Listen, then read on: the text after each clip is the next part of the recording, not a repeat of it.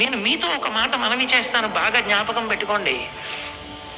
వెంకటేశ్వర దర్శనము చాలా చాలా చాలా గొప్పది.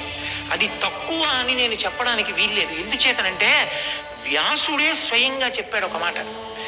ఇంత పాపం పెరుగుతోంది కదా, కేవలం ఆపదలు తీర్చడం ఒకటేనా, జీవుడికి అనుగ్రహం కూడా ఏమైనా ఉంటుందా? ఆపద ఎప్పుడంటే ఇక్కడ చేసిన పాపపుణ్యములు ఇక్కడ సుఖదుఖముల రూపములో వస్తే.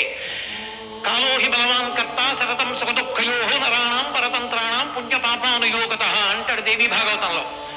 చేసుకున్న పాపపుణ్యముల సుఖదుఖముల రూపములో వచ్చి బాధ పెట్టినా సుఖపెట్టినా అవి ఇక్కడ క్షయమైపోతాయి. ఈ శరీరాన్ని బాధ పెట్టడం సుఖపెట్టడం చేసి వదిలిపెడతాయి. జీవుడికి, లోపల ఉన్న జీవుడు ఎన్నాళ్ళు ఇందులో ఉంటాడు?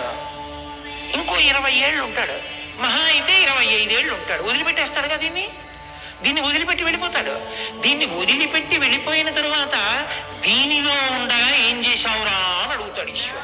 ఆయనకి తెలియదేంటే, మన ఇంట్లో ఫోనే కదా, మనం ఎవరికి మాట్లాడితే మాత్రం వాళ్ళకి తెలిసి వచ్చిందని నువ్వు ఎస్టీడీలు ఐఎస్డీలు అన్నీ చేసేస్తే గుప్తంగా కంప్యూటర్ వేసుకుని అంత డబ్బు నేను ఎప్పుడు వాడానండి అంటే బిల్లు కూడా ఇన్ని గంటల ఇన్ని నిమిషాల ఇన్ని సెకండ్లు మీరు ఫలానా నెంబర్ వారితో మాట్లాడితే మీకు ఇచ్చాం మహాప్రభు అని బిల్లు ఇస్తున్నారా లేదా?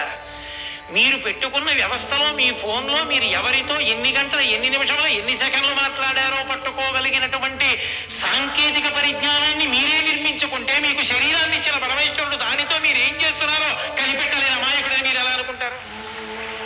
అందుకే చిత్రగుప్తుడు అయ్యాడు. చిత్రంగా ఇక్కడ కూర్చొని గుప్తంగా రాస్తుంటాడు ఖాతాలన్నీ. ఆయనకి తెలియదేంటి?